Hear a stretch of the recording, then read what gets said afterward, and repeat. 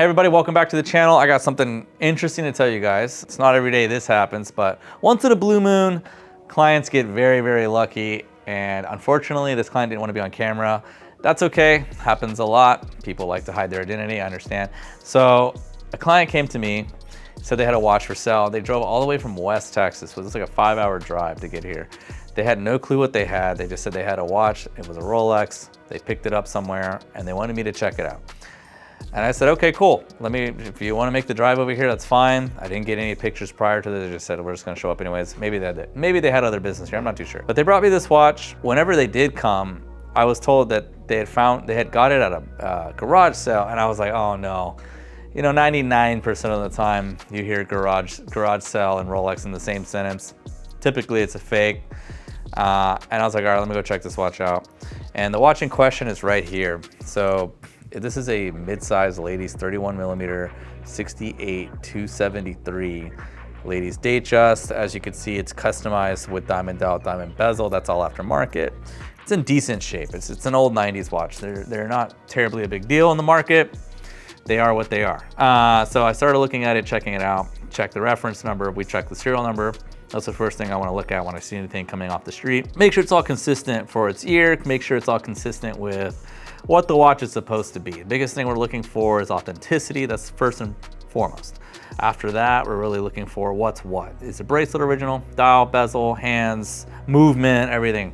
You want to make sure all that's good. So of course I'm going through the motions, checking it all out, making sure the bracelet is original, making sure the mid links are original, making sure the clasp, everything matches. So everything seems to be matching up good with this watch. I don't really have an issue with it. I started paying closer attention to the story of the watch. So I started asking this lady, well, tell me more about this watch. Like, where did you get it? She said, well, it's a garage sale. She said she was scoping out a garage sale out of West Texas. And there was apparently a couple of watches they were looking at, I guess, scattered around. And this one, she said this one caught her eye. She looked it over and they were asking $3. So she bought it for $3. And I'm only assuming it sold that low because they probably thought it was just some junk watch that was fake.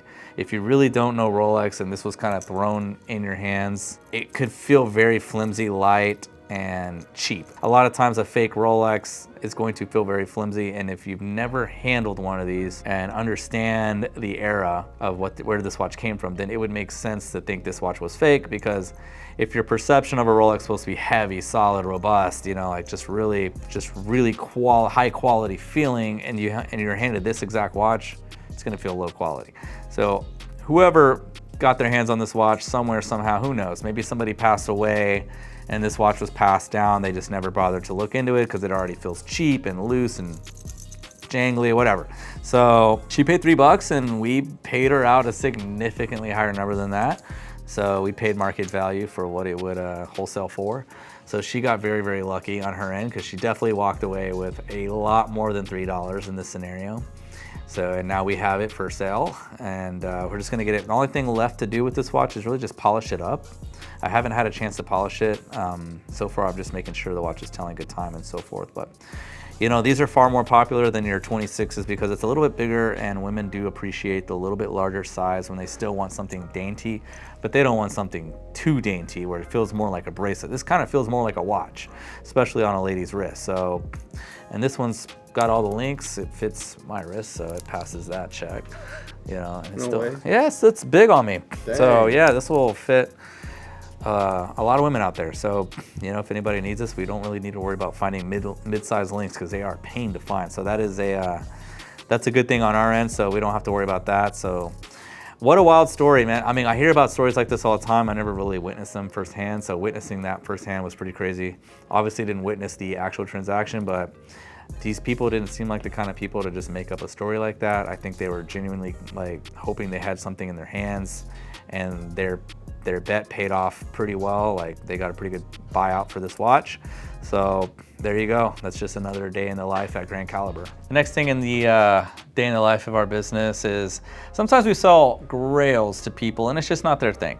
And there's a situation, this guy bought a watch from us. I think you guys saw it in the last episode, and it's an amazing watch, but it just turned out He simply didn't really like day dates. He really liked the idea of this watch, and we sold it to him, and he bought it really quick. And sometimes that happens, no big deal. So yeah, no sweat off my back. They returned the watch, and I gladly took this watch back. This is a very special watch, so it's back up for sale and back by popular demand. And that is this watch I showed you guys last time. But it is the Onyx dial day date in just incredible condition. And it's, like I said, the guy just wasn't a day date guy. That happens. He really, I mean, it's a really enticing watch, especially if you're not really into day dates, but you see this beautiful stone dial. So we took it back, no problem. You know, it could sit in the store for as long as it needs it, or it could sell very quickly. Watches like this right now are extremely popular, especially that black Onyx. They're very, very rare. So we're happy to keep it, and it's also a full set with everything. It has only thing I don't have with it, and in case you guys ask me down the road, somebody's interested, I don't have the outer box of this, unfortunately, but it has everything else. You know, you got papers, books, well, I guess we're missing a few more things. It's just missing the booklet, the president, which we can replace that. But yeah, it has the important juicy stuff, such as the hang tag, the papers, leather wallet, and so forth. But we could complete it by finding the outer box and a couple of booklets. That's all we need. Y'all want to hear something crazy? So another day in the life situation at Grand Caliber. Right now we're dealing with a missing watch. It doesn't happen very often, but right now we have a full-on investigation. The number one culprit right now. So Jimmy is the number one suspect. Uh-oh. And it's my watch. It's my two-tone Daytona that it's so precious to me. It's like one of my favorite watches of all time. It's so sentimental to me. I bought it. How long has this been going on? Oh God. We've been honestly locked in on this problem for about a good 3 hours. Such a waste of time. But you know what? I think we're finally. 17,000. Then it's not a waste of time. No, well, it's all within good reason, you know. It's funny, it just every day something new happens. And today's been one of those days. Today's like one of those days where business has been shooken up upside down and everything is on the floor and we have to pick it all back up. I'll show you another reason why. Another problem came today from a dealer. Biggest thing I'm gonna do for my clients, I don't care, regardless of how much I'm making on a deal, doesn't matter. As long as they get a very good watch and we have a very fair transaction, that's always my biggest, and first and foremost, that's the most important thing, is everything goes very smooth. Sometimes watches come in and I just reject it on their behalf. I say, you know what, hey, I don't like this watch for you. I saw it upon closer inspection and turns out there's problems. And this is no different. So we got in a 6263 Big Red. You know, I've been moving a lot of these. You know, this is probably the 5th or 6th one for the last 30 to 45 days. And the watch and the pictures look pretty good. I didn't really see any issues with it. However, you know, upon closer inspection, I really just didn't like the case. You know, it's kind of very, very thin, as you could see. Like, these are just pretty much at a point. Not the end of the world. If a client wanted to, they could send this case off and get it laser worked and really fatten up that case and really restore the whole presence of the watch. That's always an option for the client. Some people would rather leave it alone. That's also okay. But here, we have a huge problem. I'm gonna show you guys something. You see how the hands are reacting? Yep. The green? Look at the rest of it all. No reaction. No reaction whatsoever. I wanna stay here. So what we have here is an authentic 6263 dial that's unaltered, and I'll show you what you're supposed to see. So, right, we've got two big red dials. See, when I hit it with the black light here, you get nothing, but we see that's what you wanna see. You see those green reaction? Yep. Yeah, it's zinc sulfide, so what you want to see there is a nice bright green reaction. And when I pull it away, see how it reacts? Yeah. Okay, so look, when I pull it away, they die off pretty fast. Yep. And when you look at here, nothing. Oh, dang. Nothing. See, no reaction. Look at the two. See? So, in theory, if we wanted to correct this watch, we have the dial, we have the watch. However, seller doesn't want to buy the dial for his watch. I said, hey, how about I send you this watch back? Maybe you can take this dial and put it in there and you have a good watch. Oh, another fun fact. This is a 73 and the client bought it knowing this problem. I disclosed the discrepancy, but this is a big red. It should be a Sigma dial. And he was looking at a few others and I said, look, you can get a good deal on this one. It's a big red comparable. In a comparable situation would be 100K, but we got this for much less. And I told him, like, hey, the dial isn't incorrect for this year. And he said, that's okay, I just want that big red dial. I was like, no problem. However, not the correct dial. So we're actually reverting back to a all 100% original Sigma dial for him for his birth year being 73. I said, you know what, at the end of the day, it may not be the big red that you wanted, but it is the watch that you can always sell later on with ease of mind. You don't have to worry about having to explain to another seller, another buyer that, hey, the dial was swapped for. Last update is it's in my backpack. Okay, we're going to your house. I'm going to the house with Jimmy right now. Sorry, we got interrupted, but we're going. Come on. We're going right now? Yeah, I mean, we're gonna Let's go. All right, we're interrupting our take for the big reveal. Anyways, to wrap up what you guys just saw, we're returning that big red and replacing it with the correct 6263 Sigma dial, and he should be very happy about that. And then, So we resolved that deal? yeah, that deal's been resolved. Yeah, there you have it. A lot of drama today. Missing watches, incorrect watches. I think you were just in a rush and you thought, you know what, I'll remember this tomorrow, and you just never remember We it. had cleaners come that day too to clean the floors and everything like that. We're doing a full audit of the rest of the inventory when we get back. Get in there. Thanks. Hey, Marco, what just happened? Jimmy just curb checked hard. Hey yo! He's repping it. He's repping his nation. I turned right now. I get free tires. Courtesy of. So it makes it better. That was not a tire. That was a whole ass curve. That was a whole ass rim, bro. We're gonna inspect when we get out. Not only did he bring it here, but he wore the damn thing. I don't know when I would have worn it though. You took the link out. Yeah, what was that for though? I can't believe you have this watch. I mean, I'm so happy that we resolved it. Hey, I tell you when I have your watches. I don't know why I have this one. Oh my God, my stress level is so high today. All right, so mystery solved. Jimmy Mystery solved. I had the watch. at his house. So funny. And while we're on the subject of incorrect dials and so forth, here's another Daytona with an incorrect dial. See if you see the problem here. Okay, so that's a Pikachu dial in a two-tone case. That's incorrect. But fear not, I've bought a correct dial for this watch. Hey, but today we saved ourselves 17,000. Yeah, that's true. All right, this is just what came in today. Bunch of Datejust and Prez. It's a dressy time of year. I like that.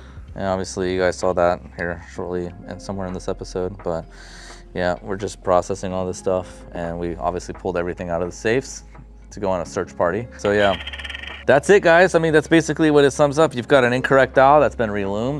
This watch is probably worth 40K as it is. You put this nice, look at the patina difference too. I know, I just saw that too. You see, this has been aging. I've had this dial for 5 years. It's in the sun. I know, it's been sitting in the dark. I know. But I've just been, one day I'm gonna find a watch like this. It's gonna be a good price for me to buy it, and then I'll swap that dial in, and we'll have a much better watch. What do you think of the Sky Dwellers? Do you like those, or? For me personally, no, just simply because they're like a really bulky Datejust. That's kind of how I see them. I mean, don't get me wrong, if we're talking movements and we're talking like engineering, it's quite a watch. Like, they really did a lot. It's Rolex's most complicated movement. But otherwise, wearability, I don't know if you have a smaller wrist, but for like me, it doesn't wear well. Yeah, no, I have a tiny wrist actually. Oh yeah, then have you ever tried one on? No. Yeah, I would say try one on before you make a commitment to that watch, because it is bigger. It's it's like the deep sea of Datejust. It's definitely big.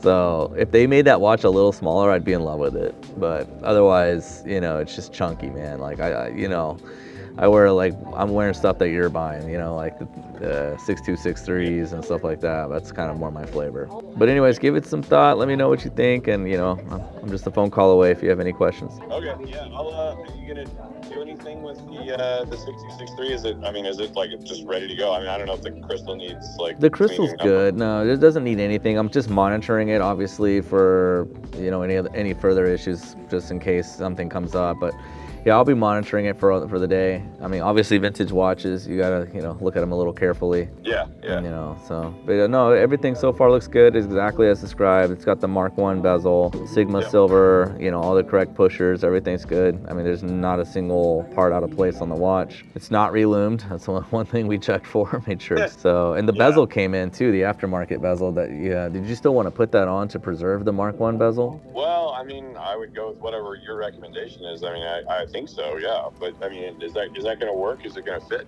I'd have to test fit it, obviously, to make sure. Sometimes they're a little too big, which requires to put a service crystal on, because the service crystals are a little thicker as well. So that would preserve the crystal and the bezel. But otherwise, if it fits, it fits. Then it's great. But I don't know. I mean, like I said, this one also has a crack in it, like I've mentioned before, that You know, it's same spot as the last watch, but it's a lot cleaner bezel overall. Right. Yeah. I can also see that. Yeah. I mean, I'm gonna wear this, so like whatever. If it makes sense to like do that and a service bezel and just keep the real stuff off to the side, like I'm happy to do that. Or I'll just rely on whatever you think is best judgment on that. I mean, I'll put it this way: I sold one of those bezels, just the Mark One, last month. I sold it for $14,000. Yeah. See, so I don't just like crack a piece of $14,000 plastic because I was, like accidentally like dropped a knife on my or whatever. No, I totally understand. Yeah, we got to keep that kosher. Okay. Yeah, no problem. Well, I'll test fit it later and make sure everything is good with it. And if I have anything else to let you know, I'll call you. All right, thank you. I'll let you know on the others. All right, sounds good. Okay. All right. All right, so we got the replacement watch in quickly. So yesterday, the Big Red came in. Obviously, client knows the dial wasn't right for it, but he just loved that Big Red look. But when all these other problems started unfolding with the watch, it was just, let's kill this deal and, find you a better watch. And sure enough, we did. I sourced this watch, and it's a very, very clean, all 100% original 6263, and that's exactly what he wanted. So there you go. Got a nice Sigma dial going on, and yeah, beautiful watch. Correct P301 pusher. So just a quick recap of what this watch is, just to kind of give you guys a rundown of what people look for in these. This is a 73 model. So for 73, you want to look at the pushers. There's 4 variants of pushers that are found on vintage Daytonas. Okay, so the first series of pushers are called Prototype Mark Zeros. Those pushers are arguably the most expensive. I mean, a set of those can cost just $12,000 by themselves, like just 2 little buttons. So those are called Mark Zeros. These are considered Mark 1 or P301 for their part number. Usually Mark 0, Mark 1, and Mark 2. The Mark 2s are considered late production or service, but these are the most common ones you're gonna see. These are the P301. They kind of have that nice, very aesthetically pleasing, more like a button look than anything. If you look at these pushers, they're very similar to a later production 6263 button pusher, but you would see a line. It's hard to see on camera, but there's a line that runs around the outside of them, and that line would be an indication of it's either a late production watch or it's going to be a service part. And so these are nice, all original P301, the 700 series crown. So usually these are going to make the watch actually watertight for these series. So it's not going to, you can technically, in theory, you could swim with this watch. So I wouldn't advise it, but you in theory can. And then another thing to talk about is this bezel. So these bezels are so expensive. It already has a crack in it. We don't want to make this watch worse, and I told him on the phone, I was like, look, if it were me, I'd probably just put an aftermarket bezel on it that's very nice looking and preserve that bezel as much as you can, because if it gets cracked even worse and a chunk of that bezel falls out, because all this is just plastic. So if this got hit again, it could essentially chip and just fall right out. And then you'd be in a world of, financial pain with this watch, because to replace this with another Mark 1 bezel for a good one is anywhere between 14 to 18,000. And I just sold one for wholesale for 14,000. These bezels come in a series of Mark 1, Mark 2, Mark 3, Mark 4. Mark 4 is service. So this would be a Mark 1. Mark 2s are a little bit later. Mark 3s are like main production for 6263, mostly on 6263.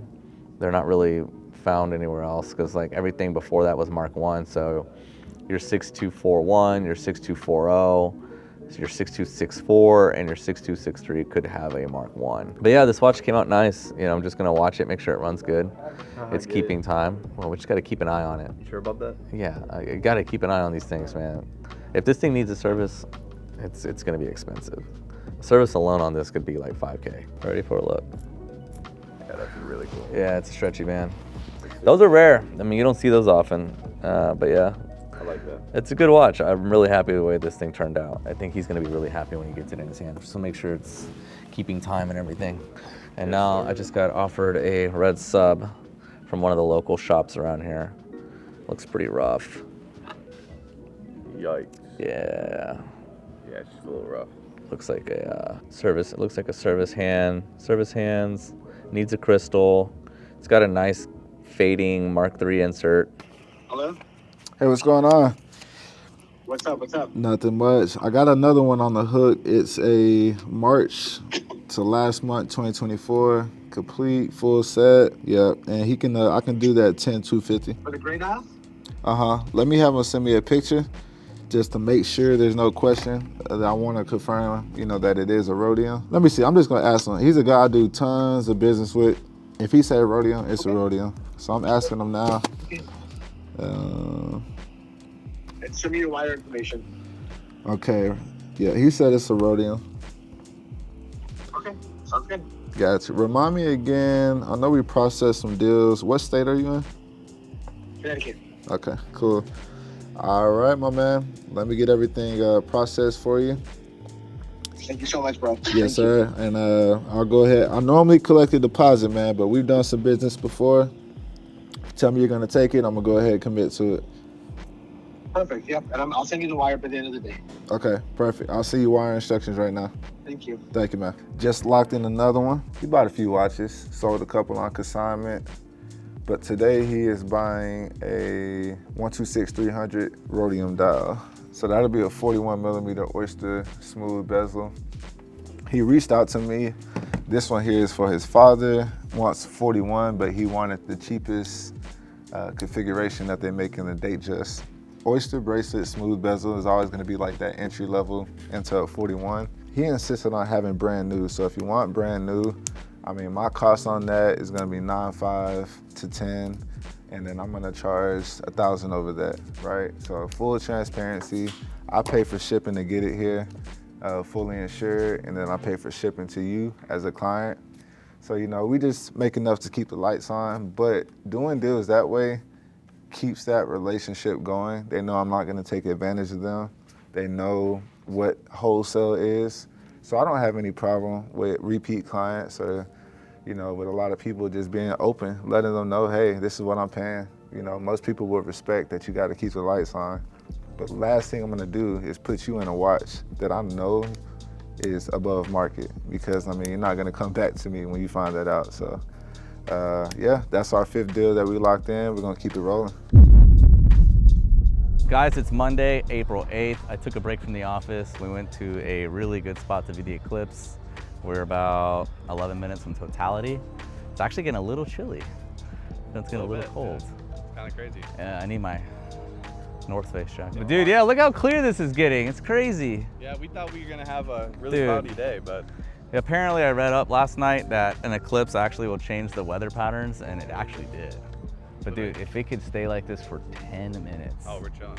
We're in good shape. We'll get totality. It is getting dark out here though. It a is. Little bit, right? Yeah, it's starting to get dim. It's like a shadow. It's like somebody turned the volume down on the light.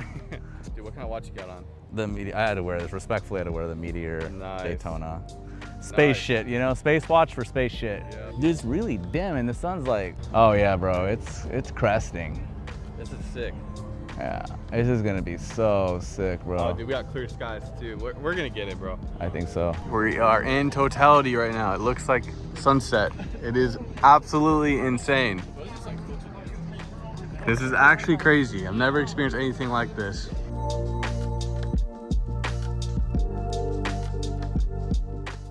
So it's still kind of dark, but yeah, we saw the corona for like 20 seconds, and that cloud just got in front of us the entire time. Yep. But it was dark. It was like nighttime. You could see, you had to drive around with your lights. I saw people, everybody on the highway turned their lights on. Yeah, So. it was sick. There's fireworks in the distance. Yeah, that was cool. Yeah. It's funny, I had that thought. I was like, man, I wonder if somebody's gonna do a fireworks show, because that would actually be a great time. Right. But yeah, sure enough, they did. Dude. It's pretty sick. Yeah. I got a couple pics. We're all good. Yeah. No, it was really awesome. It was. Very cool. Once in a lifetime experience, I guess. Well, I guess not really.